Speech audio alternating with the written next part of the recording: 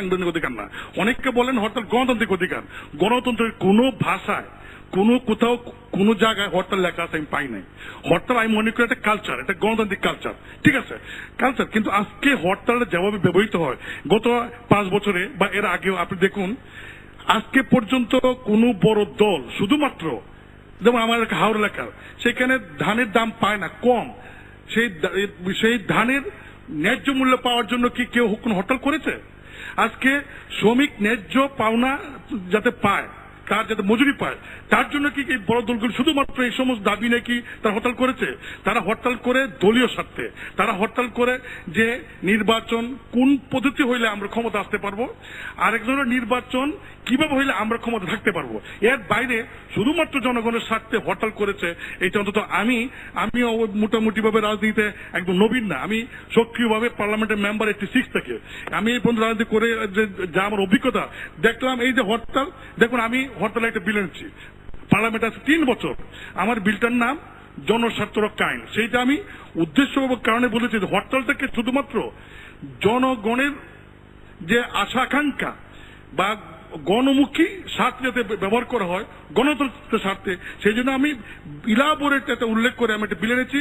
সেই বিলটা পার্লামেন্টে যাওয়ার পর আওয়ামী লীগ এবং বিএনপি 2 দল এমপিরা 2 দল মিলে কিন্তু এই জায়গায় একমত, এই বিলটা তারা পাশ করবেন না। অর্থাৎ আমরা দেখেছি কিছু কিছু বিষয়ে যদি বলি কায়েমি স্বার্থ, সেই জায়গায় কিন্তু আওয়ামী লীগ বিএনপি এক। তা আমি একজন ব্যক্তি হিসেবে শুধু এটুকু বলবো যে আজকে দেশের জনগণের দাবি আমরা এই সমস্ত বুঝি না। মাননীয় প্রধানমন্ত্রী শেখ হাসিনা, মাননীয় বিরোধী দলের নেত্রী খালেদা জিয়া, তারা যেহেতু বড় দুটি জোটের নেত্রী এবং গত 20 বছর, বিশেষ করে 90-এর পরে 20 বছর তারা এই দেশ শাসন করেছেন, তাদের কাছে দাবি যে আপনারা কিভাবে বসবেন জানি না, আপনাদের বসতে হবে, আপনাদের বসতে হবে। হরতাল করেন, যাই করেন, আপনারা বসেন, বসে সবাইকে নিয়ে আমি আমার দল থেকে বলবো, আমার দল জাতীয় পার্টি, আমার দলের চেয়ারম্যান সাবেক রাষ্ট্রপতি হুসেইন মোহাম্মদ এরশাদ, তিনিও একই দাবি করেছেন যে সমস্ত দলে অংশগ্রহণ ছাড়া আমরা নির্বাচন যাব না। জি, আপনাকে ধন্যবাদ। আমরা সুজনের সম্পাদক মতিউল আলম মজুমদার। আমরা দেখতে পাচ্ছি গত প্রায় 2.5 বছর ধরে বাংলাদেশের সমস্ত আলোচনা হচ্ছে নির্বাচন কেন্দ্রিক। অনেকে মনে করছেন ইলেকটোরাল ডেমোক্রেসির মধ্যে আমরা আটকে পড়ে গেছি। নির্বাচনে কি সব নির্বাচন হয়, ইশতেহার থাকে, ইশতেহারে কতটা পূরণ হয়? আমরা বিএনপিকে দেখেছি চুরি দুর্নীতি লুটপাট করেছে, আওয়ামী লীগকে কিন্তু চুরি দুর্নীতি লুটপাট কম করছে না। তাহলে এইখান থেকে আসলে মানুষের রাজনীতি কিভাবে সম্ভব? প্লিজ মতিউল আলম মজুমদার। অনেক ধন্যবাদ। অবশ্যই নির্বাচন হতে হবে। গণতান্ত্রিক প্রক্রিয়ার নির্বাচন হলো প্রাথমিক পদক্ষেপ। এটা দিয়ে যাত্রা শুরু হয়, গণতান্ত্রিক যাত্রা শুরু হয়, কিন্তু নির্বাচনে সব নয়। তো আমরা দুর্ভাগ্যবশত এই দেশে একদিনের গণতন্ত্র কায়েম করে ফেলেছি, সেটা হলো নির্বাচন সর্বস্ব গণতন্ত্র। ইলেকট্রাল ডেমোক্রেসি যেটা বলেছেন, নির্বাচনই গণতন্ত্র। তো নির্বাচন গণতন্ত্র নয়, নির্বাচনের মাধ্যমে গণতান্ত্রিক যাত্রাপথের সূচনা হয়। তো আমার মনে হয় আমাদের যে নির্বাচন হলেই হবে না, নির্বাচনের সাথে নির্বাচনের মাধ্যমে আমাদের গণতান্ত্রিক প্রক্রিয়াটা যাতে শক্ত ভিত্তির উপর দাঁড়ায়, এটা যাতে প্রাতিষ্ঠানিক রূপ নেয়, সেটা নিশ্চিত করতে হবে। এবং নির্বাচনের মাধ্যমে শুধু নির্বাচন হলে না, নির্বাচনের মাধ্যমে সঠিক ব্যক্তিরা, সৎযোগ্য, জনকল্যাণ নিবেদিত ব্যক্তিরা যাতে নির্বাচিত হয়ে আসে, সেটাও নিশ্চিত করতে হবে। তো আমি এই জন্য আজকের যে সংলাপ, এই সংলাপের যে সূচনা হয়েছে,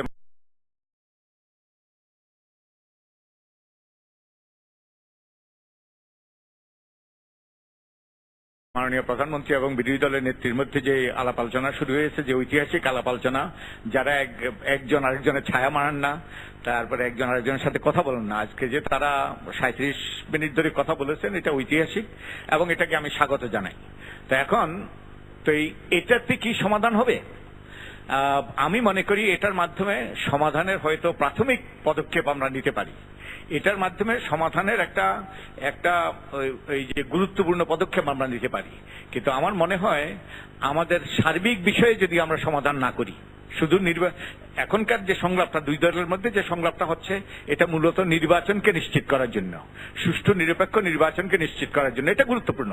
কিন্তু আমার মনে হয় নির্বাচনের পরে কি হবে সেটাও আমাদের নিশ্চিত করা দরকার, এবং নির্বাচনটা যে সুষ্ঠু নিরপেক্ষ হবে সেটা নিশ্চিত করা দরকার। তো আমি মনে করি 3টা বিষয়ে, 3টা মোটা দাগে 3টা বিষয়ে সংলাপ হওয়া দরকার। যে নির্বাচনকালীন সরকারটা কি হবে, যে যাতে সুষ্ঠু নিরপেক্ষ নির্বাচন হয়, সবার অংশগ্রহণের নির্বাচন হয়। একই সাথে নির্বাচনের সময় যে কি ধরনের আচরণবিধি হবে, কি ধরনের আইনি কাঠামো হবে, এবং নির্বাচনে যাতে কালো টাকা পেশি শক্তির মালিকদেরকে মনোনয়ন দেওয়া না হয়, এবং যাতে নির্বাচনটা সুষ্ঠু নিরপেক্ষভাবে হয়, এবং নির্বাচনে যেন কোনো কারচুপি না হতে পারে। তো নির্বাচনকালীন একটা বিষয় ঐক্যমত্য হইতে হবে। এরপরে যারা নির্বাচিত হবে, নির্বাচনের পরে কি করবে? কারণ আমার আশঙ্কা যে নির্বাচন হয়ে গেলে নির্বাচনের পরদিনই যদি হরতাল হয়, এবং এটা কোনোভাবে আমরা ওই যে এটা ওই যে হবে না এটা নিশ্চিত করে বলতে পারি না। তো আমার মনে হয় এই তিনটা মোটা দাগের বিষয়ে আমাদের সংলাপ হওয়া দরকার। নির্বাচনকালীন সরকার, নির্বাচনের সময়ে কি ধরনের আচরণবিধি, এবং নির্বাচনকালীন করণীয়, এবং এটা এই ব্যাপারে আমাদের বৃহত্তর পরিসরে সংলাপ হওয়া দরকার। আমরা আরো কথা বলবো। প্রিয় দর্শক, এই পর্যায়ে আমরা একটি ছোট্ট বিরতি দেবো। আপনারা দেখছেন আমাদের আরএফএল গোল টেবিল। আমরা কথা বলছিলাম সংলাপ।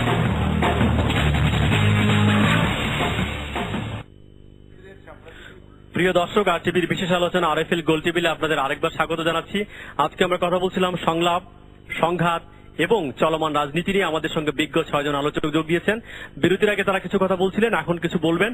বিরতির আগে আমরা ছিলাম সুজনের সম্পাদক বদিউল আলম মজুমদার, তিনি তার বাক্য শেষ করতে পারেননি। আপনি যদি শেষ করেন 1 মিনিটে, আমরা আবার যাব। আমি বলছিলাম যে আমাদের সংলাপ হওয়া দরকার বৃহত্তর পরিসরে, শুধু 2 দলের মধ্যে নয়, অন্যান্য রাজনৈতিক দল এবং ব্যবসায়িক সম্প্রদায়, নাগরিক সমাজ, গণমাধ্যম, যারাই ওই যে এই ব্যাপারে আগ্রহী, তাদেরকে নিয়ে আমাদের সংলাপ হওয়া দরকার।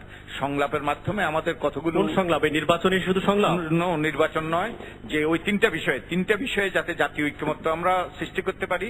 নির্বাচনকালীন সরকার, নির্বাচনকালীন আচরণবিধি, এবং নির্বাচন পরবর্তী করণীয়, এবং এর মাধ্যমে বৃহত্তর পরিসরে সংলাপ করে আমি মনে করি আমাদের একটা এই যে নাগরিক জাতীয় সনদ আমাদের স্বাক্ষর করা দরকার, যাতে এই সনদটা বাস্তবায়িত হয় নির্বাচনের পরে।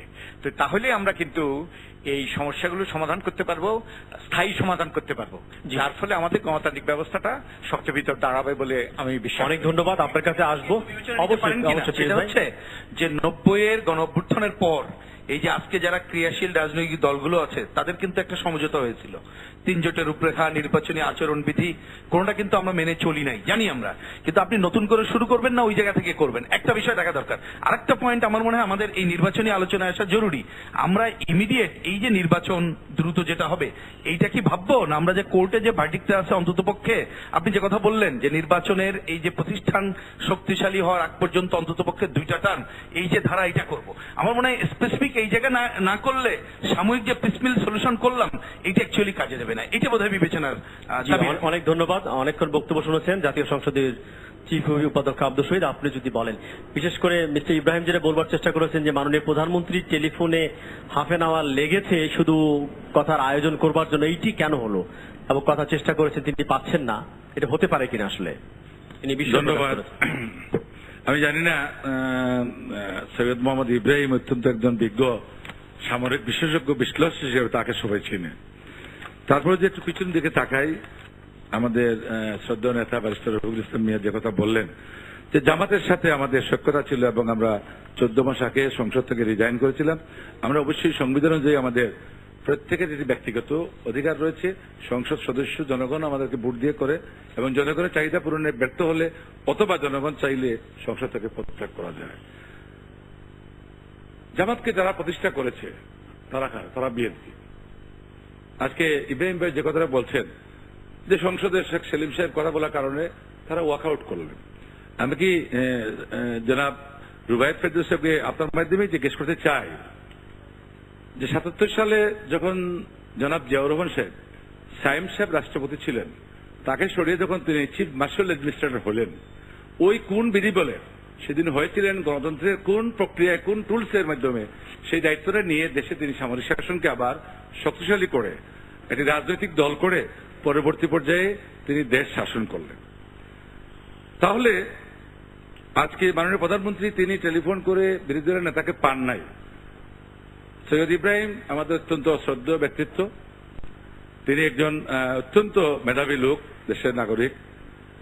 আমি কি প্রশ্ন করতে পারি না মাননীয় প্রধানমন্ত্রী ও মাননীয় বিরোধী দলের নেতা দুইজনের 2টা লাল ফোন রয়েছে, তো একটা ফোনে টেলিফোন করার জন্য পিএস কে বলতে হয় না, 1-to-1 ডিসকাশন করার জন্য prime minister and leader of opposition who was the Prime Minister. So they can speak absolutely one to one. By which way she tried, but she did not get her. এটা বলার মানে এই না তাকে defame করার জন্য পাওয়া যায় নাই, আমি একজনের পাই নাই, আমি সাদাকে সাদা বলবো, কালোকে কালো বলবো।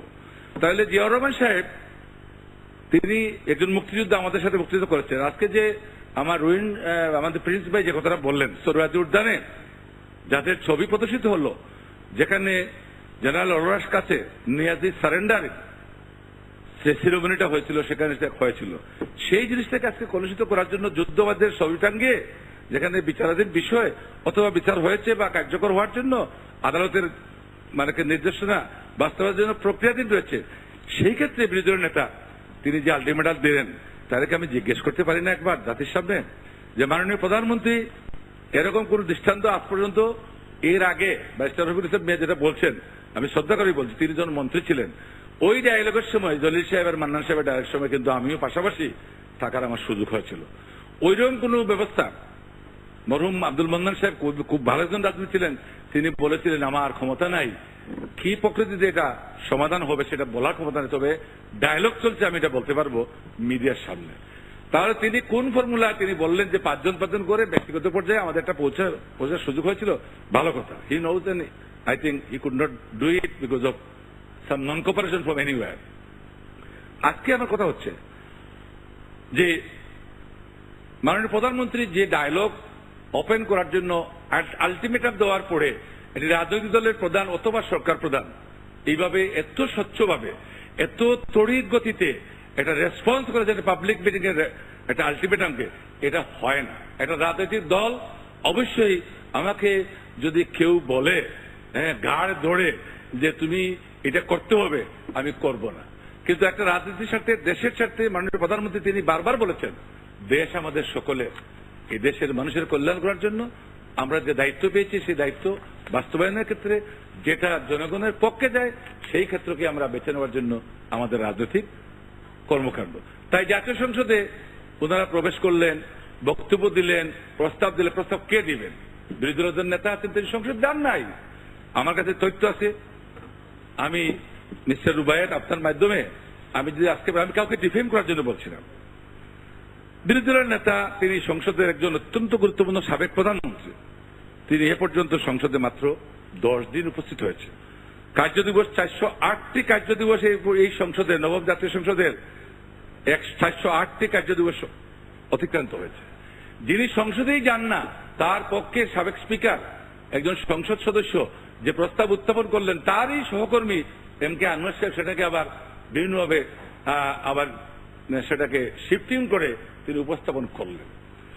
তো আমি আজকে এখানে এটুকু বলতে চাই, আমাদেরকে যারা জামাতের সাথে সেদিন যুগপৎ আন্দোলনে আমাদের কর্মসূচিকে যারা সমর্থন করেছে তারা যদি রাজপথে আজকে এই কি বলে তেজগাঁ থেকে যদি আমি শেরেবাংলা যাইতে চাই, এখান থেকে একটা রাস্তা না বহু রাস্তা আছে, তো আমার পাশে যদি কেউ যাইতে চাই আমি তো না করা বা হ্যাঁ করা আমার কোনো দায়িত্ব না। যারা বিএনপির সাথে জামাতের সাথে আঘাত করে, যারা সোহরাওয়ার্দী উদ্যানে যাদের চতুর্দিকে ঘেরাও করা থাকে জামাত শিবিরের নেতাকর্মীরা, আমার আপত্তি নাই, তারা সেটাকে তারা নিয়েছেন তাদের শক্তি হিসাবে। আজকে তারা দাঁড়াতে পারবেন কি পারবেন না আমি জানি না। সংসদে তারা ভোট পেয়েছেন শতকরা 33% বিগত নির্বাচনে, আমরা 46% ভোট পেয়েছি আওয়ামী লীগ বা মহাজোট। তো সেই হিসাবে নির্বাচনে যদি আস্থা না থাকে, গণতন্ত্রের প্রতি বিশ্বাস যদি তৈরি করতে হয়, তাহলে জনগণের যে মতের যে প্রতিফলন সেটা গোটাবার একমাত্র মিডিয়া হচ্ছে নির্বাচন। এখন নির্বাচন আমি চাই না এইভাবে হোক। আপনি চান না, আপনাকে নির্বাচন করেন নাই। এই যে 5টা সিটি কর্পোরেশন নির্বাচনে বিএনপি সমর্থিত প্রার্থীরা পাশ করলেন বিপুল ভোটের ব্যবধানে, আমরাও সেইটা বললাম যে সঠিক ভোট হয়েছে, আপনারাও বললেন। এখন বললেন যে না আমরা শেখ হাসিনার অধীনে কোন নির্বাচন, শেখ হাসিনা নির্বাচন কমিশনের প্রধানও না এবং নির্বাচন পরিচালনা করবেনও না। তাই আজকে তিনি যে 37 মিনিটের যে আলোচনা করেছেন, নিশ্চয়ই বিরোধী দল নেতাকে সম্মান করেই তাকে চেষ্টা করেছেন, যেহেতু টেলিভিশনের স্ক্রলে জাতি জানতে পারছে যে মাননীয় প্রধানমন্ত্রী বিরোধী দল নেতাকে ফোন করবেন, সেই জন্য তিনি দিনের চেষ্টা করেছেন। হয়তো কথা বলতে পারেন ডিফেমেশনের কিছু নাই, পরবর্তী পর্যায়ে কথা হয়েছে। তাই আজকে আরটিভির এই গুলটেবিল বৈঠকে আমি এটুকু আহ্বান জানাবো যে আসুন, আমরা কিন্তু পিছনে যাওয়ার সুযোগ নাই। আমরা আমার সহকর্মী জনাব মুজিবুল হক চন্নু সাহেব বললেন যে হরতালের জন্য তিনি একটা বিল আনছেন হরতাল যাতে না করা যায়। আবার প্রোটেস্ট করার জন্য তো বিভিন্ন টুলস আমি ব্যবহার করতে পারে, কিন্তু this should be the regular practice for the political system. তো সেই কারণে আমি বলবো যে আমরা 173 দিন হরতাল করেছি, আপনারা কতদিন করছেন সেটা তো বলেন না। আপনারা একবার বলেন না, পরিসংখ্যান তো আমাদের কাছেও আছে, আপনাদের কাছেও যেমন আছে, সেই পরিসংখ্যান বাইর করলে তো নিশ্চয়ই কেউ অস্বীকার করার উপায় নাই। আর সেই কারণে ভাই আমি কি আমার কাছে সেটা আছে। হ্যাঁ বলেন, আমাদের কি বলতে পারি যে আলোচনা যদি বলেন, আমি দেখলাম আজকের যে সংঘাত সংলাপ চলমান রাজনীতি, এই জায়গাটি কি আসতে পারি আমরা কথা বলে যে বাংলাদেশের মানুষ যেটা চায়, কোর্টেরও যেটা ছিল, আমরা সকল দলের অংশগ্রহণে নির্বাচন নিশ্চিত করব। তার জন্য যা যা করতে হয়, সংবিধান সংশোধন সহ যেটা করতে হয় আপনারা করবেন। আর বাংলাদেশে গণতন্ত্রের জন্য হুমকি এবং কোন ক্রমেই তাদের রেখে গণতন্ত্র চলবে না যারা রাষ্ট্রের বিরুদ্ধে যুদ্ধ ঘোষণা করছে। আমি বলছি এইটা একটা, যেমন আপনারা এখানে ছাড় দেবেন, আর এইখানে বিএনপি যারা মুক্তিযুদ্ধেরও কথা বলে তারা বলবে যে না, জামাত ইসলাম নিয়ে আমি কোনো কাজ কারবার করবো না, কারণ তারা অলরেডি জাতির মানে কি বলে রাষ্ট্রের বিরুদ্ধে যুদ্ধ ঘোষণা করেছে। এই দুইটা জায়গায় যদি একমত হন, আমার ধারণা এগিয়ে যেতে পারবে। এবং তারপরে বদরুল আলম ভাই যে বললেন, অন্যান্য যারা আছে এই নির্বাচন নিয়ে আলোচনা করে তাদের সাথে কথা বলে আমরা গণতন্ত্র রক্ষা করতে পারি। এইরকম একটা জায়গায় ছাড়া আমরা কোনো বিকল্প সলিউশন দেখি না। কারণ আমি যে কথাটা বলছিলাম একটু শিফট হয়ে গেছিলাম, কারণ গোলাম আজমকে কিন্তু আমরা কিন্তু বাংলাদেশের নাগরিকত্ব দেই নাই। এই আলোচনা এখন কি করবেন আপনি নিশ্চিত করেন? আওয়ামী লীগ কোনোদিন করবে না, বিএনপি তুমি এটাকে বাদ দাও, আমি নির্বাচনে অংশগ্রহণ নিশ্চিত মনে করি। আপনার প্রেক্ষিতে আমাকে একটু এদিকে যেতে হবে, আমাকে হাফ মিনিট টাইম দিলে আমি এটুকু বলতে চাই, মাননীয় প্রধানমন্ত্রী যে উদ্যোগটা নিয়েছেন, এই উদ্যোগের ফিডব্যাকটা তো আপনি দিতে হবে। আপনি ফিডব্যাকটা কিভাবে দিবেন? 37 মিনিট আলোচনায় মাননীয় প্রধানমন্ত্রী জাতির পক্ষেই তো কথা বলেছে যে আসুন আমরা বসে সমাধান করি, আসুন একবেলা আমরা বসে ডাল ভাত খাই, আমরা আলোচনা করে শেষ করি। আপনার দলের নেতৃত্বকে বসুন, অন্য রাজনীতিতে সবাইকে তাদেরকে নেবেন না। ওই যে অন্যরাও এখানে ভূমিকা পাবে। উনি 18 দলের একজন নেতা, তার বাইরে নেতা। কালকেই মাননীয় প্রধানমন্ত্রীর কাছে আমি আপনাকে আমন্ত্রণ করা হবে।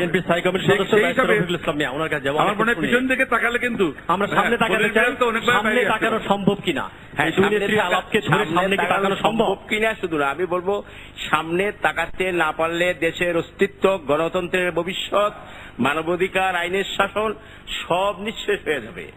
আমাদের স্বাধীনতা সার্বভৌমত্ব এমনকি আমাদের অস্তিত্ব বিলীন হয়ে যাবে। সুতরাং আমাদেরকে সামনে তাকাতে হবে, এট এনি কস্ট গণতান্ত্রিক ধারাকে অব্যাহত রাখতে হবে এবং সাংবিধানিক সরকারকে আমাদের সর্ব অবস্থায় টিকিয়ে রাখতে হবে এবং সকল দলের অংশগ্রহণের মাধ্যমে একটা সুষ্ঠু অবাধ নির্বাচনের ব্যবস্থা গ্রহণ করতে হবে। তার বিকল্প কোনো পথ খোলা নাই। হ্যাঁ, সবার অংশগ্রহণের মাধ্যমে লেভেল প্লেইং ফিল্ড ছাড়া সবার অংশগ্রহণ, ইলেকশন কমিশন আপনার সংবিধান অনুযায়ী সেটা করতে বাধ্য না। আমি বলছি বাধ্য মানে আপনারা তো সংবিধানটা, আজকের যে সংবিধান এটা কিন্তু আগে এই অবস্থায় ছিল না। 123(3) ক খ তার কোন ধারায় এতে ছিল না, এটা সন্নিবেশিত করা হয়েছে। তাছাড়াও একটি সংবিধান যখন বাংলাদেশ জাতীয়তাবাদী দল 93-94 সালে ক্ষমতায় অধিষ্ঠিত ছিল তখন সংবিধান ছিল, তখন যে আন্দোলন হয়েছিল সংবিধানকে তেজপাতা বলেছেন আপনার দলের নেতা। না আপনি যে কি বলছেন তেজপাতা বলেছেন আপনার দলের নেতা সাদেক হোসেন খোকা সাহেব, তিনি বলছেন তেজপাতা। I am not here to reply what Sadek Hossain Khoka has said. আমি আপনাদের কথা জবাব দিতে গেলে প্রস্তুত রয়েছি এবং দর্শকগুলো প্রশ্ন করার সুযোগ জবাব দিতে। I am not going to defend anybody or to respond any query like this. জনগণের তরফ থেকে আমি, সংবিধান তখন ছিল, ইলেকটেড গভর্নমেন্ট ছিল, কনস্টিটিউশনাল গভর্নমেন্ট ছিল এবং সেই গভর্নমেন্টকে থাকাকালীনই ওই 173 দিন হরতাল, আন্দোলন, মারপিট, খুন সবকিছু হয়েছিল। তখন কনস্টিটিউশনাল গভর্নমেন্ট ছিল। এমনকি আজকের স্বরাষ্ট্রমন্ত্রী যিনি বলেছিলেন জনতার মঞ্চে করে অ্যাজ এ সেক্রেটারি গভর্নমেন্টের এগেইনস্টে রুখে দাঁড়িয়ে জনতার মঞ্চে যে আন্দোলনের ডাক তিনি দিয়েছিলেন, তিনি চাকরি হারাবেন না সেই কথা বলেছিলেন, কারণ তার পেছনে তখন আওয়ামী লীগ শক্তিশালী দল তার ছিল, বিরোধী দল হিসেবে। সেগুলো সকলেরই জানা আছে। এই যে অনেক সমালোচনা বলা হচ্ছে যদি কেউ বলে থাকে অবৈধ অর্ডার যদি গভর্নমেন্ট দেয় তাহলে সেটা মানবেন কিনা, নানা রকম প্রশ্ন আছে। আপনার জন্য আমরা বারবার যেটা বলেছি 123(3) ক যখন এফেক্টিভ হবে, অর্থাৎ আজকের দিন কিন্তু শেষ হয়ে গেল, এই শেষ হওয়ার পরে 123-এর 3-এর খ যেটা রয়েছে, মানে অন্য কোনো কারণে যদি পার্লামেন্ট ডিজলভ না হয় টার্ম শেষ হওয়ার আগে, তাহলে 123-এর খ-এর অ্যাপ্লিকেবল হতে পারতো, সেটা কিন্তু আজকে শেষ হয়ে গেছে। আরেকটা যেটা মাননীয় বিরোধী দল নেত্রী বলেছেন যে 27 তারিখ থেকে সরকার অবৈধ, এই বিষয়ে ব্যাখ্যা করেন। পত্রিকায় সরকার সংবিধান এই ছবিগুলো দেখলে 123-এর ক ইজ দ্য নির্বাচনকালীন সময়। This is the election period. As soon as 123-এর খ ফেল করছে, যেটা নিয়ে আজকের দিনের শেষে 123-এর খ এর আর অ্যাপ্লিকেবলের সুযোগ নেই। 123-এর খ এর 3-এর খ, 123-এর 3-এর খ এর আর কোনো অ্যাপ্লিকেশন নাই। 123-এর 3-এর ক এ আমরা এখন চলছি, মানে ফ্রম টুমোরো, দ্যাট ইজ 27 থেকে 27 দেখবেন, আজকে তো 27 শুরু হয়ে গেছে। সুতরাং আমরা এখন 123-এর ক বাইরে আর যেতে পারছি না। এখানে বলা হয়েছে 123-এর 3-এর ক রেড উইথ, যেটা প্রাইম মিনিস্টারও রেফার করেছিলেন, red with section 72(1) of Parliament, মানে our Constitution, where it has been stated যে 60 দিন পর পর পার্লামেন্ট অধিবেশন ডাকবেন। কিন্তু যখন 123-এর 3-এর ক এফেক্টিভ হবে, অর্থাৎ 27 থেকে 90 দিন যে থাকবে, সেখানে আর পার্লামেন্ট ডাকার রিকোয়ারমেন্ট যেটা ছিল, বাধ্যবাধকতা, সেটাকে স্থগিত করা হয়েছে। তার কারণ হলো this time according to this amendment of the constitution is referred as election time, এবং যখনই কনস্টিটিউশনের ইলেকশন টাইমিংটা এফেক্টিভ হচ্ছে, then it becomes like interim government. যেমন ইংল্যান্ডে after the expiry of parliament election সময় যে ইলেকশন হয়, যেটা আপনারা ওনারাও আর্গুমেন্ট দেন, সকলে আর্গুমেন্ট করে যে অন্যান্য দেশে তো তথাগত মানে আপনার ক্যাপিটাল গভর্নমেন্টটাই ইন্টারিম গভর্নমেন্ট হয়ে যায়, আমরা সেটাই কেন অনুসরণ করবো না? সেখানে প্রশ্ন হলো ওই ইন্টারিম গভর্নমেন্ট কিন্তু কোনো এফেক্টিভ মেজার নেয় না, কোনো পলিসি মেকিং কোনো কিছু করেন না, তারা জাস্ট একটা রুটিন ওয়ার্ক করে। তার এটা সমাধানটা কি হবে বলা যায়? আমি একটু আপনাকে জানাতে চাই, আপনি আইনের মানুষ, মানে 27 অক্টোবর এই সরকার অবৈধ বলা হচ্ছে, আবার সংসদ 7 তারিখ পর্যন্ত চলবে। আমি বলছি না, আপনি যেভাবে বলছেন, বিরোধী নেত্রী কিন্তু বলছে এই সরকার অবৈধ 27 তারিখ থেকে।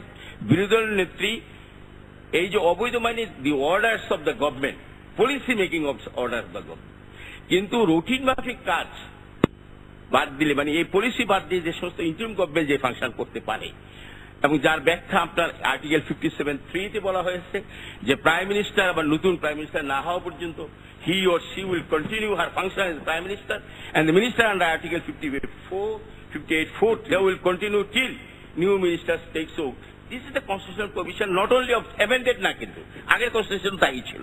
সুতরাং এই প্রভিশন ইজ দেয়ার, বাট এই ক্ষেত্রে সরকারি সাধারণ মানি, অর্থাৎ with regard to the other matter, সাথে যেমন ধরুন আমাদের দেশে মাননীয় প্রধানমন্ত্রী এই যে 3 মাস আগ থেকে ইলেকশন কাজ শুরু করলেন, সরকারি অফিস ব্যবহার করে, হেলিকপ্টার ব্যবহার করে তিনি ইলেকশন করতে গেলেন, এবং নৌকায় ভোট চাইলেন। এগুলি all this are not the function A prime minister can do. পৃথিবীর অন্য দেশে কিন্তু ইন্ডিয়া থেকে এটা করতে পারতো না, করা কোনদিন সম্ভব ছিল না। But our honourable prime minister more than 3 months উনি সরকারের অল মেশিনারিকে ভোট দিতে, আমাদের সাথে, আমি বিদেশের কথা বলছি, ইংল্যান্ডে তা হচ্ছে না। আমি 3টি জেনারেল ইলেকশনে ইংল্যান্ডে ভোট প্রদান করছি, I have custard my vote, এবং 3 বার দিচ্ছে। সুতরাং সেই ক্ষেত্রে এটা দেখি নাই, never, we have never seen a thing like this. আপনি বলতে পারেন যে বিএনপি করছে, আমি সেটা ডিসপিউট করবো না, কিন্তু আমি অনারেবল চিফ হুইপকে বলবো, আপনি যদি বলেন যে বিএনপি করে থাকে, আমি বলবো না যে করেন নাই, আপনাকে সেটা করতে থাকে। Let we be fair on discussion যে আসলে ইন্টারিম গভর্নমেন্টের ফাংশনটা কি, ইন্টারিম গভর্নমেন্ট হিসেবে কাজ করা, আর পলিসি মেকিং এর আগে, মানে অর্থাৎ 27 তারিখের আগের গভর্নমেন্টের ফাংশন আর 27 তারিখ থেকে শুরু করে government function is not same. This is what I stated. পাশাপাশি পুলিশ এবং প্রশাসনের প্রতি আহ্বান জানিয়েছেন, এর তাৎপর্যটা কি? এই আহ্বানের কথাটা আমি শুধু বলবো যে পুলিশ এবং প্রশাসনকে, যেমন হোল জিনিসটা আপনাকে বললে চলবে না। পুলিশ ইজ দ্য ফাংশন করলো, পুলিশকে দিয়ে তিনি অল পলিটিক্যাল অ্যাক্টিভিটিস বন্ধ করে দিলেন। আপনারা সভা করতে পারবেন না, আপনার সম্মিলিত পেশাজীবী সংগঠনের বেগম জিয়া বক্তৃতা যেতে পারবেন না, শিক্ষক সমাজে যেতে পারবেন না, গতকাল সমাবেশটা বন্ধ করে দিলেন, কারা? পুলিশ করছে। This type of order given by the government যে তুমি এটা বন্ধ করে দাও, constitutionally democratic right which has been guaranteed by the constitution, এইটা এই ইন্টারিম গভর্নমেন্ট বন্ধ করার অধিকার রাখে না। This is my interpretation of the constitution. As soon as আপনার 90 দিনের এফেক্টিভ হয়ে গেল, 123-এর 3-এর ক এফেক্টিভ হলো, তখন থেকে government will be behaving as a neutral government, এবং এটা কনস্টিটিউশনাল কন্টিনিউটির জন্য merely they will remain there, but তারা পলিসি মেকিং কোনো ব্যবস্থা গ্রহণ করবে না। They will not take over the rights of the citizen to withhold the meeting. I think you will have a right to reply. I mean, so what I want to say, ওই সেন্সের বলা হয়েছে যে as soon as election period starts, in accordance with our constitution under article 123A, তখন কিন্তু function of the government is absolutely different. This function to be like interim government. However, আমি সবচেয়ে বড় কথা যে বলছি, সুজনের যে জনাব মজুমদার যেটা বলেন, নির্বাচন কারী সরকার, আচরণবিধি, নির্বাচন প্রণয়ী বা election policy, all this thing definitely একসঙ্গে বসে আলোচনা করা দরকার। এবং যেমন আমি সবসময় বিশ্বাস করি একটি পয়েন্ট, আজকে ইলেকশনের যে নির্বাচন কমিশন যে আচরণবিধি বলে দিল, আপনি 10 লাখ টাকা বেশি খরচ করতে পারবেন না।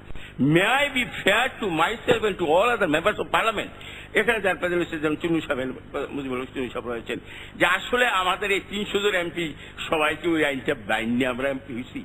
জনাব চিফ হুইপ সাহেব কিন্তু 5 বার সবার his longest time is most respected member of parliament year, most senior member of parliament. উনিও যদি নিজকে জিজ্ঞেস করে বা আমি আমাকে জিজ্ঞেস করি, হ্যাঁ আমি 91 ইলেকশনে 3 লক্ষ টাকা খরচ করেছিলাম, তার বেশি না, আরো কিছু কম। কিন্তু তারপরে যে অবস্থা চলছে তাতে নির্বাচনটা ফেয়ার, নির্বাচনের উদ্দেশ্য কি হয়ে যায়, ওভারঅল সমস্ত কিছু ব্যাপারে ডিসকাশন করার প্রয়োজন আছে। আমি আপনার কাছে সমস্যাটা হলো, ইমিডিয়েট সমস্যা হলো আমরা সকলে মিলে নির্বাচন, চিফ হুইপ 23-এর ব্যাখ্যা দিতে যাচ্ছিলেন।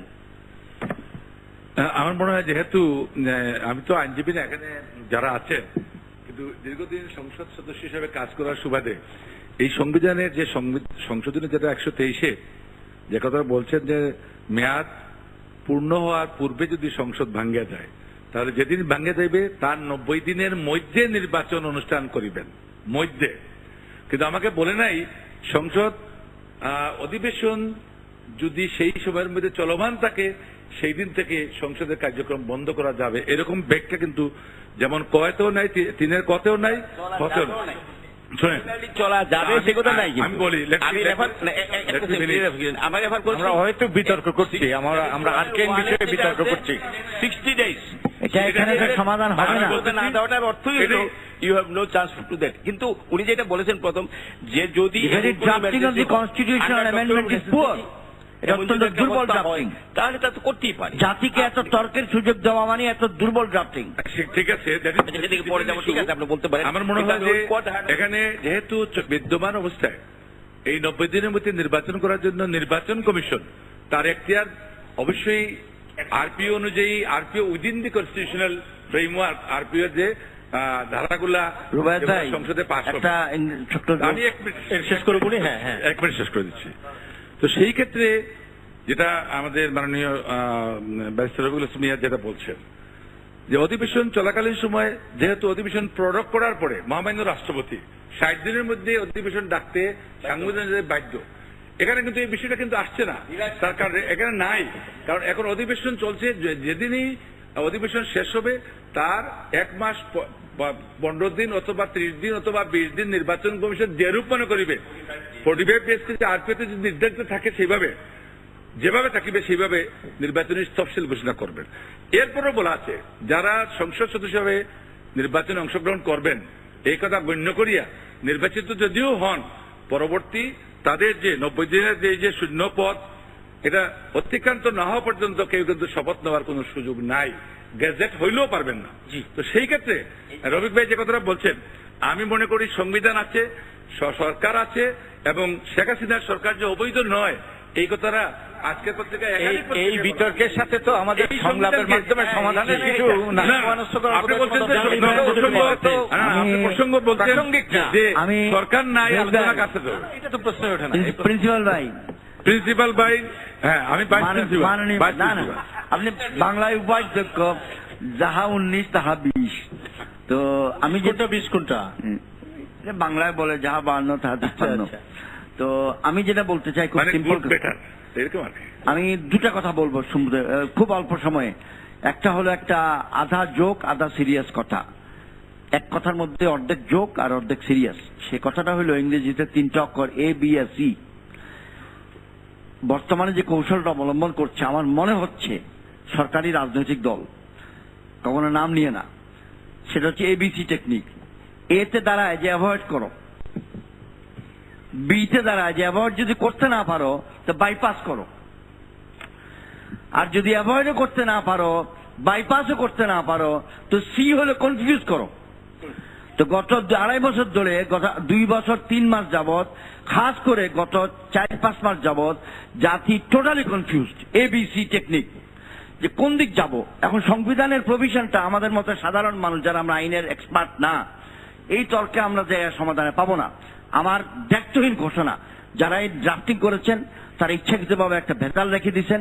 ওই যে গুড় লাগায় রাখছে, যে গুড়ের কারণে পিঁপড়া উঠছে, পিঁপড়ার কারণে তেলাপাকা উঠছে, তেলাপাকার কারণে ইঁদুর উঠছে, ইঁদুরের কারণে বিড়াল উঠছে, বিড়ালের কারণে কাক উঠছে, কাকের কারণে কুত্তা আসছে, কুত্তায় ঘেউ ঘেউ করছে, তারপরে পুরা গ্রামবাসী লাঠি নিয়ে এসে মারামারি শুরু করছে।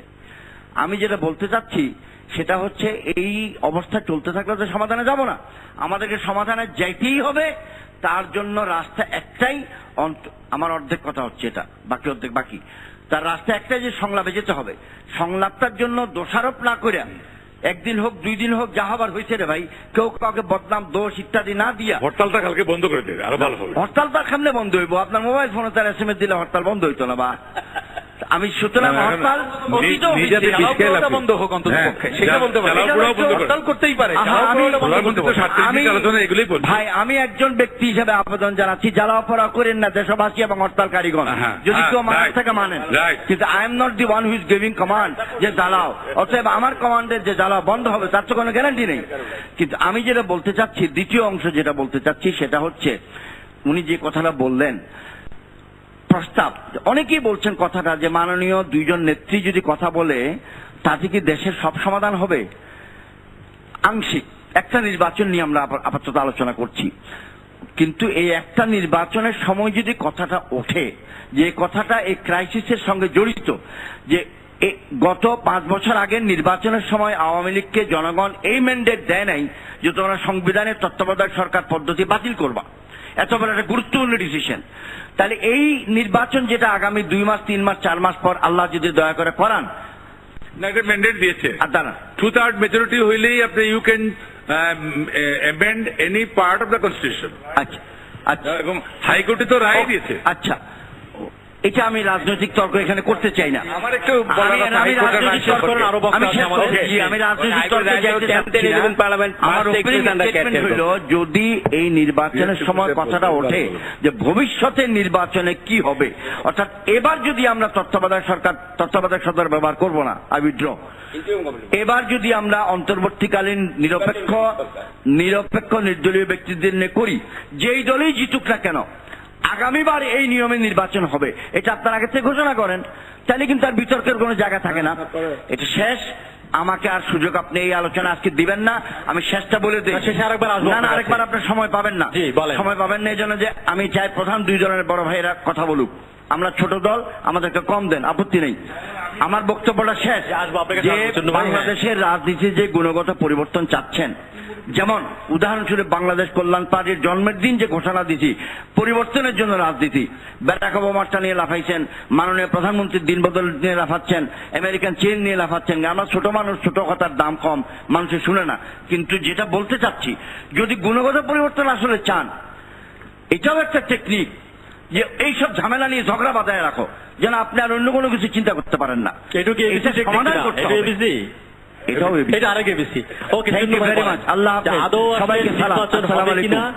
নির্বাচন হলে সব দল অংশ নিবে কিনা, মাইক্রোফোন অন আছে, আপনি কথা বলেন প্লিজ। আমি স্পেসিফিক যদি বলেন, আমি 2 মিনিট সবাই সরে যায়, সমস্যা না। আমি তো লম্বা সময় নেব, বলেন আপনি 2-3 মিনিট সময় নেব। প্রথমে হলো যে ব্যারিস্টার রফিকুল ইসলাম সাহেব যেটা বলছেন যে ওই হাইকোর্টের রায়ে যে আরো 2টা নির্বাচন করা যায়, এটা কিন্তু আরেকটা লাইন আছে, যদি পার্লামেন্ট মনে করে। পার্লামেন্ট এটা মনে করে নাই, কিন্তু এটা নিয়ে বিতর্কের কিছু নাই। পার্লামেন্ট এটা মনে করে নাই যে আবার 2টা নির্বাচন করা যাবে।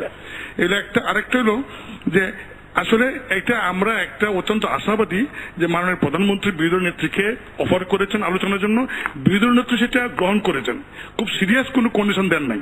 এবং আমরা আশা করি যদি বিরোধী নেত্রী চান যে হরতালের পরে হোক, কিন্তু আলোচনা হোক।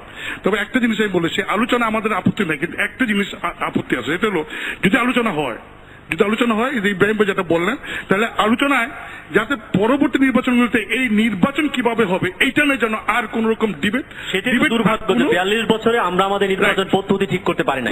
ইলেকট্রাল প্রসেস কি হবে? আমি সেটা বলছি যে যদি আলোচনা হয় তা সব দল বাংলা শুধুমাত্র পার্লামেন্টে যারা আছে তারা না। পার্মানেন্ট সলিউশন আমরা চাচ্ছি। একজন দর্শক আছেন, আমার ফোনটি নিয়ে আবার আসবে। হ্যালো, কে আছেন ফোনে? পরিচয় দিয়ে প্রশ্নটি করুন। হ্যালো, টিভির ওখানে। জি, কে বলছেন? হ্যালো, আসসালামু আলাইকুম। ওয়ালাইকুম আসসালাম। ভাইয়া, আমি সাগর বলছিলাম দিনাজপুর থেকে। বলেন ভাইয়া, আমার প্রশ্নটা হচ্ছে, যেহেতু দুই দলে সংলাপে আসতেছে, দুই দলে সংলাপ করে একটা সমাধান চাচ্ছে, সেক্ষেত্রে বাংলাদেশের নির্বাচনটা যদি 64 জেলায় 64 দিন করা যেত অথবা 32 দিনে করা হতো, তাহলে প্রত্যেকটা মিডিয়া সেখানে উপস্থিত থেকে সঠিকভাবে মনিটরিং করে একদম জনগণের সামনে সুষ্ঠু একটা নির্বাচন করা। অনেক ধন্যবাদ, খুবই মৌলিক একটা প্রস্তাব দিয়ে দিয়েছেন। চন্দ্র ভাই বলেন। আমি যেটা বলছিলাম, দর্শকের উত্তর দিবেন আপনি কিনা? যেহেতু এটা আলোচনার একটা উদ্যোগ হয়েছে, আমরা চাই আলোচনা হোক, এবং শুধুমাত্র পার্লামেন্ট যারা আছে তারা না, বাংলার সমস্ত রাজনৈতিক দলগুলিকে আলোচনা হোক, এবং সে আলোচনা নির্বাচন পদ্ধতি পার্মানেন্টলি কিভাবে হবে, যেমন ব্রিটেনে আছে পার্মানেন্টলি আমাদের ডেট ঠিক করে 5 বছর পর পর এই সিস্টেমে হবে। আরেক হলো যে একই সঙ্গে আলোচনায় বারবার যেন সমস্যা না পড়ি, যেমন হরতাল বিষয়ে এই আলোচনার সিদ্ধান্ত হওয়া উচিত। হরতালটা আমরা সবাই মিলে হরতাল আর আমরা করবো না, কেউই অন্য প্রসেসে আমরা বিভিন্ন দাবি তুলে ধরবো। ঠিক এরকম যে বলে, কিন্তু ক্ষমতায় গেলে একরকম বলে,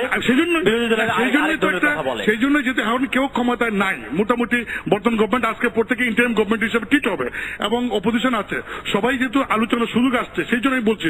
যেমন বাংলাদেশে একই ব্যক্তি, একজন ব্যক্তি দলের চেয়ারম্যান, একই ব্যক্তি সংসদ নেতা, একই ব্যক্তি প্রধানমন্ত্রী, যার কারণে ক্ষমতাটা কুকিগত। পার্লামেন্টে বলেছি, আজকে বলছি, এইটা আলোচনা আসছে যে একই ব্যক্তি একই সময় 3টা পদে থাকবে না, তাহলে ক্ষমতাটা যদি একই ব্যক্তি 3 পদে না থাকে আমার আরেকটু যে নির্বাচন কমিশন দুদক এই শক্তিশালী করা এবং ন্যায় বিচারের জন্য উচ্চ আদালতের বিচারপতি নিয়োগের সুনির্দিষ্ট আইন করা, যে আইনটা নাই। আরেকটা হলো যে এই দল, এই সবাই মিলে এই দলের নেতৃত্বে আমরা চাই আলোচনা করে যে আগামীতে বিভিন্ন দলে, আপনি দেখেন বাংলাদেশের সন্ত্রাস কোন রাজনৈতিক দলের ছত্র ছায়া ছাড়া কোন ব্যক্তির পক্ষে সন্ত্রাস করা সম্ভব নয়। আমাদের শপথ করা উচিত সমস্ত রাজনৈতিক দল যে আমরা সমস্ত রাজনৈতিক দল আগামীতে আমাদের কোন দলে কেউ কোন সন্ত্রাসীকে আমরা প্রশ্রয় দিব না, আশ্রয় দিব না। এই এবং আরেকটা বিষয় হলো সংবিধানের 70 অনুচ্ছেদ। আমি এজ এ পার্লামেন্টের মেম্বার আমার এলাকার জনগণের পক্ষে আমি যে মুক্তভাবে কথা বলবো সেই সুযোগ হরণ করা হয়েছে। আমি চাই সংবিধান 70 অনুচ্ছেদ অ্যাবলিশ করে আমাকে পার্লামেন্টের মেম্বার হিসেবে জনগণের পক্ষ থেকে মুক্তভাবে আমাকে কথা বলার জন্য সুযোগ দেওয়া হয়। এই 70 অনুচ্ছেদ অবলুষ করা হোক। এই কয়েকটা দাবি আমি আশা করবো এই কয়েকটা দাবি আমাদের আজকের সরকারি দলের এবং মূল বিরোধী দলের যে প্রতিনিধি আছেন তারা যেন তাদের দলে এই দাবিগুলি উত্থাপন করেন, যাতে আলোচনা করে। ধন্যবাদ আপনাদেরকে। আমার মনে হয় অনেকগুলো গুরুত্বপূর্ণ কথা বলেছেন, কতগুলো ডিপ রিফর্ম হওয়া দরকার, এবং আপনি যেগুলো কথা বলেছেন আমাদের অনেকগুলো আইডিয়া আছে, এগুলোর ভিত্তিতে সংলাপ হওয়া দরকার যাতে আমরা একটা স্থায়ী সমাধান পেতে পারি। আর এখানে এই সংবিধানের কথা এসছে, আদালতের রায়ের কথা এসছে, আমরা চাই যে সংলাপ শুরু হয়েছে সংলাপটা সফল হোক। তা আমার আশঙ্কা এই যে পঞ্চদশ সংশোধনী হবে নাটের গুরু, এই জন্যই কিন্তু এই যে সংলাপটা সফল হবে কি না হবে এটাই কিন্তু বড় ইস্যু হয়ে দাঁড়াবে। আমার মতে যে পঞ্চদশ সংশোধনীটার লেজিটিমেসি এবং এটার আইনগত ভিত্তি দারুণভাবে প্রশ্নবিদ্ধ।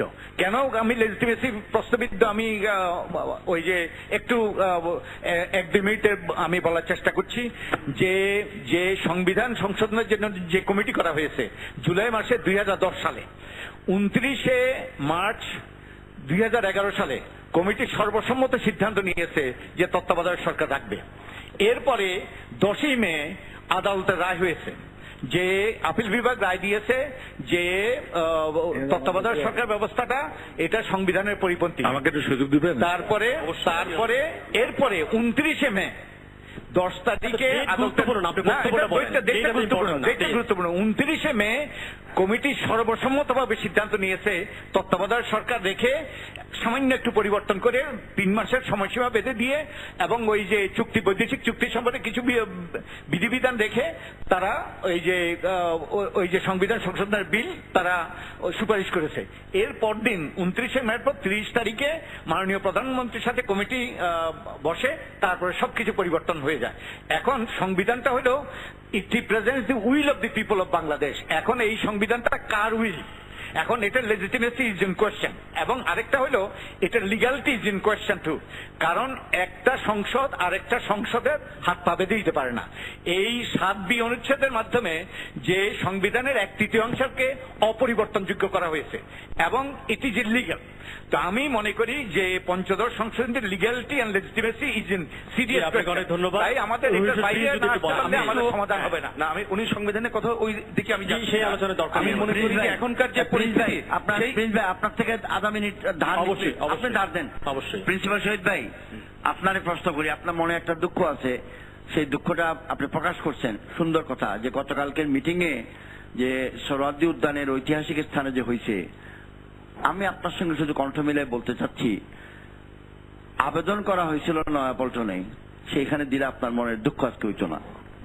আচ্ছা ঠিক আছে, আমি এইটা একটু বলে নিই। আমার মনে হয়, আমি মনে করি যে এখনকার যে পরিস্থিতি যাচ্ছে, এখানে আমাদের মুজিবুল হক চুন্নু এমপি সাহেব তিনি সর্বশেষ কতগুলো কথা বলছেন, এবং আগের একটা কথাকে আমি খালি একটু বলতে চাই। তিনি আমার বিবেচনায় গুরুত্বপূর্ণ কথা বলছেন যে এই যে দুইটা দল হরতাল নিয়ে যে ঘটনাগুলো ঘটে জনগণের স্বার্থ নাই। কিন্তু একটু মনে করাতে চাই, আমরা বামপন্থীরাও হরতাল ডাকি করেছি, আদমজি জুট মিল বন্ধ, আমাদের সম্পদ লুটপাট সহ বিভিন্ন সময়, অর্থাৎ জনগণ ইস্যুতে, শ্রমিক ইস্যুতে আমরাও এই কাজগুলো করেছি। কিন্তু রাজনীতির সেই ধারাটাই নাই, এটা হয়ে গেছে প্রবলেম, শক্তিশালী ধারা নাই। যাই হোক, ওদিকে না যে আমি মনে করি যে এখন সংকট সমাধানে যে আলোচনাটা হচ্ছে, সংলাপের ধারা অব্যাহত রেখে, আগেই বলছি সকলের অংশগ্রহণ নিশ্চিত করা। আমি বলেছি যে এক্ষেত্রে যে কোর্টের যে প্রথম যে আইডিয়াটা ছিল, সংসদ অনুমোদন করলে যেটা পারে, উনি বলেন অনুমোদন করে নাই। আমার মনে হয় সুযোগ আছে করেই যাতে 2 টার্ম এ ধরনের নির্দলীয় তত্ত্বাবধায়ক সরকারের আন্ডারে নির্বাচন হয়, এইটাই করতে হবে। একই সাথে 3 টার্মের বেলায় কি হবে? আমি শেষ করছি, আমরা তো স্থায়ী সমাধান চাচ্ছি একটা। আসছি ওই সেটার জন্য আমি ওর সাথেই বলছি না 2 টার্মে, আমি কোর্টেরটাই, কারণ কোর্টের কথায় কথায় তারপরে কি হবে? 2 টার্মের পরে কি হবে? প্লিজ, মানে ওইটাই বলছি, কোর্টেরটা এই জন্য বললাম কারণ কোর্ট একটা বলেছে, সেটা নিয়ে হয়েছে। একই সাথে আমরা যদি একমত হতে পারি যে এই টার্ম এবং আরেকটা যে টার্ম আমাদের সামনে থাকছে, এই টার্মের সময় আমরা নির্বাচন কমিশনকে স্বাধীন ক্ষমতা সম্পন্ন নির্বাচন কমিশন করে তুলব, এই অঙ্গীকার যদি করতে পারি তাহলে বোধহয় পরবর্তীতে হবে না। কিন্তু যদি আমরা এটাকে ছেড়ে দেই আগের মতো, তাহলে হবে না। এই যেটা করতে হবে, আরেকটা যেটা করতে হবে সেটা হচ্ছে, আমি আগেই বলেছি, মনে রাখতে হবে আমরা এবারে যুদ্ধাপরাধীদের বিচার শুরু করেছি, তারা রাষ্ট্রের বিরুদ্ধে যুদ্ধ ঘোষণা করেছে। সেইখানে আপনি উন্নাসিক থাকবেন, গণতন্ত্র ঠিক মতো চাইবেন, এটা কিন্তু হবে না। সেই জায়গায় আপনাদের পরিষ্কার ভাবে তাদের রাজনীতি বিষয়, এই যে আমাদের এখনো যারা বড় দল, ক্ষমতার দল, তাদের ভূমিকাটা নিশ্চিত করতে হবে। একটু আরেকটু পয়েন্টে শেষ করে যাই, পয়েন্টে এই জায়গাটা একটু মনে করি, এইটা যদি আমরা না করতে পারি তাহলে পারবো না। শেষে আমি মনে করি যে কথা আগেও বলেছি, রিপিট করি খালি, যে নির্বাচনী ব্যবস্থার সংস্কার মানে খালি নির্দলীয় নিরপেক্ষ না, অন্যান্য যে বিষয়গুলো আছে, টাকার খেলা সহ অন্য জায়গায় এটা করতে হবে। আরেকটা জিনিস আমি মনে করি, জনগণের অংশগ্রহণ আপনি শুরু করেছেন, সেটা বলি। দেখুন, দুর্ভাগ্য আমাদের 5 বছরের এই যে ওনারা রাষ্ট্র পরিচালনা করলেন, সংসদীয় গণতন্ত্রে ওনারাই বলেন যে সংসদের বিরোধী দল নাকি সরকারের পার্ট। আজকে কোনো মানুষ যেখানে কেউ কোনো প্রশ্ন করতে পারছেন কাউকে, 5 বছর কি করলেন সরকারি দল বিরোধী দল, সেই জায়গাটা কিন্তু আমরা তাদেরকে রাখি নাই। মানে আমরা এমন জায়গায় নিয়ে সেই জায়গাটা যাতে মানুষের জবাবদিহিতা নিশ্চিত করা যায়, সেইখানে আমাদেরকে এগিয়ে আসতে হবে। ধন্যবাদ। আসলে ইব্রাহিম ভাই আমাকে বলছেন যে কষ্ট লেগেছে, আসলে কষ্টটা আমি একটু একটা মানে রেফারেন্সে চাই। মওদুদী সাহেবের ছেলে আসছিলেন বাংলাদেশে সম্মেলনে, তিনি কি বলেছেন? তিনি বলেছেন যে দল একটা দেশকে বা সরকারকে বা দেশের মানুষকে স্বীকৃতি দেয় না, দেশকে স্বীকার করে না, সে দেশে রাজনীতি করে কিভাবে এই লাইসেন্সই বা তাদেরকে দেখে, এই অধিকারই নেই। তাইলে নয়াপল্টনই বলেন আর সোহরাওয়ার্দী বলেন, বাংলাদেশের কিন্তু ওই 71-এর মুক্তিযুদ্ধের ফসল এই 55,000 বর্গ মাইল, এই বর্গ মাইলের মধ্যে এই ছবি দিয়ে এখানে আন্দোলন নিষিদ্ধ করার জন্য যাচ্ছেন না। খুব সিরিয়াস প্রশ্ন তুলছেন, তারা কি বাংলাদেশকে স্বীকৃতি দেয় না, না তারা বাংলাদেশের মুক্তিযুদ্ধের সময় যেই দল বিদ্যমান ছিল 71-এ সেই সময়টা আমার সময়টা নিচ্ছে, আবার আমি ব্যাক করতে চাই। এখন যে কথাটা বলছেন আমাদের কি বলেন মজুমদার, ওনার সংগঠনের নাম আছে সুজনের, আপনি বলছেন, আমি কিন্তু আপনার এটার সাথে আমি একটা গুরুতর আপত্তি জানাচ্ছি। Parliamentary institution is very much legal institution. Constitution have been amendment in the parliament. It is supreme authority, sovereign authority. এখানে আপনার নাটের গুরু বলাটা, এই কথাটা কিন্তু অন্তত আপনার মতো একজন বিজ্ঞজনের কাছ থেকে এই শব্দ কিন্তু আমরা প্রত্যাশা করি না। কারণ আর্টিকেল 7 যেটা সমস্যার সৃষ্টি করে, না, নাটের গুরু হলো সমস্যার সৃষ্টি করে এটা আপনি যেটাকে দেখছেন সমস্যা, আমি এটাকে সমস্যা দেখি না। আপনি সমস্যা আমার পার্লামেন্টের, আপনি কাইন্ডলি আমাকে শুনলে ভালো হবে। পার্লামেন্টের অথরিটি রয়েছে, জনগণ ভোট দিয়েছে। আমরা এটা পার্লামেন্টের সংবিধান, হাইকোর্ট, সুপ্রিম কোর্টের রায়ের ভিত্তিতে সংশোধন করার জন্য নির্দেশনা আসছে। তারই ভিত্তিতে এটা কমিটি গঠনের জন্য নাম চাওয়া হচ্ছে, প্রস্তাব করা হচ্ছে মাননীয় সংসদ নেতা 266 ভিত্তিতে। রবিক ভালো করে জানেন যে স্পেশাল কমিটি করার একমাত্র সংসদ নেতা প্রস্তাব করতে পারেন। সেই অনুযায়ী আমি চিফ হুইপ হিসাবে মাননীয় প্রধানমন্ত্রীর নির্দেশে আমি সবার কাছে কেন পত্র লিখেছি। মাননীয় বিরোধী নেতার কাছেও কিন্তু সেই পত্র লেখার আমার সুযোগ হয়েছে, এটা আমার জন্য একটা বিরল সম্মান। কিন্তু সেখানে বিরোধী দল বা প্রধান বিরোধী দল তাদের কেউ কাউকে দেন। তাহলে আপনি যে বললেন যে একটা সর্বশেষ মিটিংয়ে সমস্ত মাইনস পরিবর্তন করে এটা নতুন করে আসছেন, সেই মিটিং গুলো আপনি দেখেন নাই, কিন্তু আমার দেখার সুযোগে পার্লামেন্টে যে মিটিং হয় সব মিটিং এ ভাইব্রেটিং মেথড আছে রেকর্ড করার জন্য। আপনি কি বলতে পারেন? আমার কাছে কার্যপ্রণালী, তাদের ওই যে মিনিটস আছে, আমার কাছে মিনিটস আছে এই কমিটির সবগুলো। আপনি স্পিকারের পারমিশন মিনিটস পাওয়ার অধিকারী নেই আপনার। Well, he is a member of parliament. Because if it is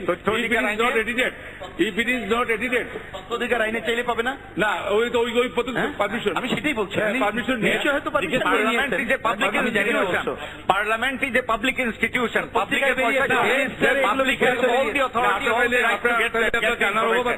rules of procedure আপনি পড়তে হবে। Barrister Rafiqul Islam, he is very much competent in the parliamentary procedure. So আপনি জানেন না যেটা, I think you should not make it, মানে should not give challenge.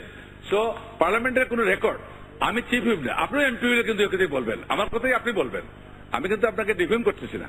But মিসকোট করে নেশনকে divert করা, এটা আপনার বা আমার কারো কিন্তু অধিকার নাই।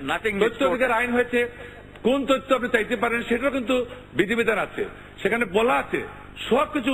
এই জাতীয় সংসদ করেছে, জাতীয় সংসদ যদি এটা ভালো কাজ করতে পারে তাহলে সংবিধান সংশোধন করতে পারে না নাটে গুরু, এই কথা বলা কিন্তু এটা আমি সমস্যা। মাননীয় প্রধানমন্ত্রী নেতাকে যে আহ্বান করেছেন সংলাপে বা আলোচনায় বসার জন্য, আমি অনুরোধ করব মাননীয় প্রধানমন্ত্রীর আহ্বানে সাড়া দিয়ে এবং জ্বালাও পোড়াও বন্ধ করে, হরতাল বন্ধ করে ওনারা একটা দৃষ্টান্ত স্থাপন করুন। রবি বলছেন যে আমরা যা করছি তাই তারা খুব ভালো করে, মানে কি বলে, ডিসাইপল হিসাবে সেটাকে তারা গ্রহণ করেছেন। যদি আমরা তুমি উত্তম হব না, এই বাণীতে বিশ্বাস করলে আমরা আপনার কাছে বলবো যে কোনো প্রতিক্রিয়া না জানি করণীয় যদি বলেন, আমরা সামনে তাকাতে আপনি বলেছেন কি করতে হবে। আমি সামনে তাকাবার কি করতে হবে আমাদের প্রস্তুত, এবং করণীয় হলো এমন একটা অবস্থা সৃষ্টি করা যাতে করে প্রত্যেকটি ক্যান্ডিডেট নেক্সট ইলেকশনে সমান সুযোগ পায়।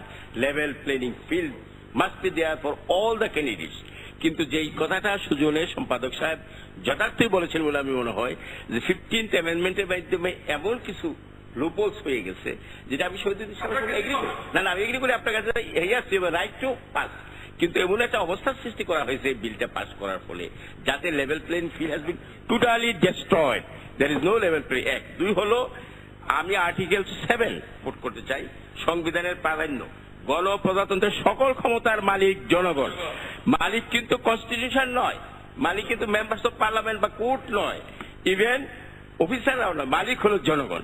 আমাদের জনগণ আজ মহা সংকটের সম্মুখীন। সংসদ কি করলো? হ্যাঁ, জনগণ সর্বময় ক্ষমতার অধিকারী, তাদের স্বার্থ রক্ষা করতে হবে এবং জনগণের স্বার্থ রক্ষা করা মানে দেশকে রক্ষা করা, দেশের স্বাধীনতা রক্ষা করা এবং এট দ্য সেম টাইম গণতান্ত্রিক ইনস্টিটিউশনকে রক্ষা করা, ডেমোক্রেটিক প্রসেসকে রক্ষা করা, সুষ্ঠু আবার নির্বাচনের ব্যবস্থা করা, এবং সেটা করার জন্য যা যা করা দরকার তাই করতে হবে।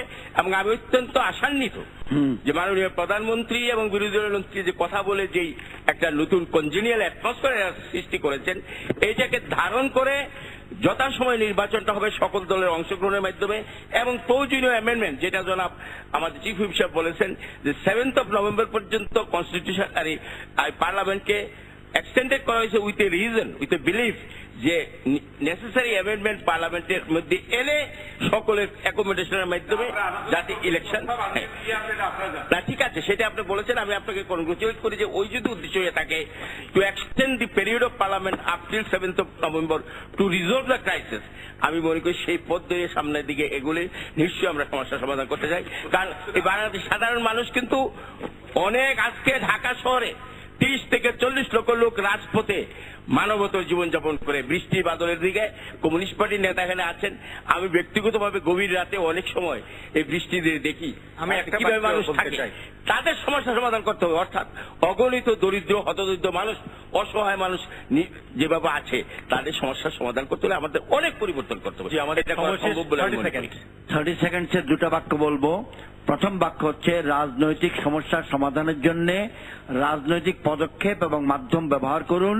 সরকারের নিকট আবেদন, প্রশাসনিক মাধ্যম ব্যবহার করে রাজনৈতিক সমস্যার সমাধান করতে যাবেন না। যেমন উদাহরণস্বরূপ ডিএমপি কে ব্যবহার করে রাজনৈতিক পরিস্থিতি সামাল দিবেন না।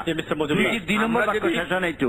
2 নম্বর বাক্য হচ্ছে বিরোধী দল বা তামাম সমগ্র রাজনৈতিক অঙ্গনের কর্মকাণ্ডের উপরে অযথা হস্তক্ষেপ করবেন না, তাহলেই কিন্তু হরতালের প্রয়োজনীয়তা দেখা দিবে। আমরা যদি সংলাপের মাধ্যমে সমস্যার সমাধান করতে না পারি এবং সুষ্ঠু নিরপেক্ষ নির্বাচন যদি না হয় সবার অংশগ্রহণে, তাহলে এটা জাতির জন্য হবে একটা সম্মিলিত আত্মহত্যা। সে জিম জোনসের কথা আমরা জানি, সে গায়ানাতে যে আত্মহত্যা করেছিল 900-র বেশি ব্যক্তি। তো আমাদের জন্য, জাতির জন্য আত্মহত্যা হবে, আমাদের গণতান্ত্রিক ব্যবস্থাটা ধ্বংস হয়ে যাবে, একই সাথে আমাদের অর্থনৈতিক অগ্রযাত্রাও ব্যাহত হবে। অনেক ধন্যবাদ বিজ্ঞ আলোচকগণ এই অনুষ্ঠানে আসবার জন্য এবং কথা বলবার জন্য। প্রিয় দর্শক, আজকের বিজ্ঞ আলোচক যেসব বিষয়ে বলবার চেষ্টা করেছেন আমি নোট নিয়েছি। তারা বলবার চেষ্টা করেছেন যে ঐক্যমতের ভিত্তিতে সরকারি দল, বিরোধী দল এবং সর্বদল মিলিয়ে হরতাল যেন বন্ধ করা হয় তার বিরুদ্ধে একটা ব্যবস্থা নেওয়া দরকার। তারা বলেছেন দুদক এবং নির্বাচন কমিশনকে সত্যিকার অর্থেই স্বাধীন এবং শক্তিশালী করতে হবে। তারা বলবার চেষ্টা করেছেন যে কোনো দল যেন সন্ত্রাসীদের প্রশ্রয় দিবেন না, এরকম একটি নাগরিক সনদে তারা স্বাক্ষর করবেন এবং সংবিধানের 70 অনুচ্ছেদ বাতিল করতে হবে, এই প্রস্তাবও কেউ কেউ দিয়েছেন। এবং বলা যে নির্বাচন পদ্ধতির একটি স্থায়ী সমাধান প্রত্যেকে আশা করেছেন এবং সবচেয়ে যেটা বলেছেন যে ডিপ রিফর্ম আমাদের দরকার নির্বাচন পদ্ধতির, এবং সংঘাত বন্ধ করে সংলাপ শুরু করার যে প্রক্রিয়া শুরু হয়েছে মাননীয় দুনেত্রীর মধ্যে, তারা আশা করেছেন যে সেইটা সামনে টেনে নিয়ে যাওয়া সম্ভব হবে এবং সব দল অংশগ্রহণের জন্য নির্বাচনের সমান সুযোগ পায় সেই ব্যবস্থাটি করতে হবে। এবং নির্বাচনকালীন সরকার, নির্বাচনের সময় এবং নির্বাচনের পরে রাজনৈতিক অবস্থা কি হবে সেই ব্যাপারে সব দলই একটা বড় ক্যানভাসে আলোচনা হওয়া দরকার এবং একটি নাগরিক সনদ তৈরি করা দরকার। আরো বলা হয়েছে যে রাজনৈতিক সমস্যা রাজনৈতিক প্রক্রিয়া এবং রাজনৈতিক পদ্ধতির মধ্যে খুঁজতে হবে, প্রশাসন যন্ত্রকে ব্যবহার করে রাজনৈতিক সমস্যার সমাধান করা যাবে না। তো সব মিলিয়ে যেটা বলবার চেষ্টা প্রত্যেকেরই আশা, সামনে একটি সুষ্ঠু, অবাধ, নিরপেক্ষ এবং সর্বদলের অংশগ্রহণের গ্রহণযোগ্য নির্বাচন জাতি পাবে, সে আশায় আমরাও থাকলাম। এই অনুষ্ঠান দেখবেন সকাল 8টায়। আশা করি আপনারা ভালো থাকবেন, নিরাপদে থাকবেন।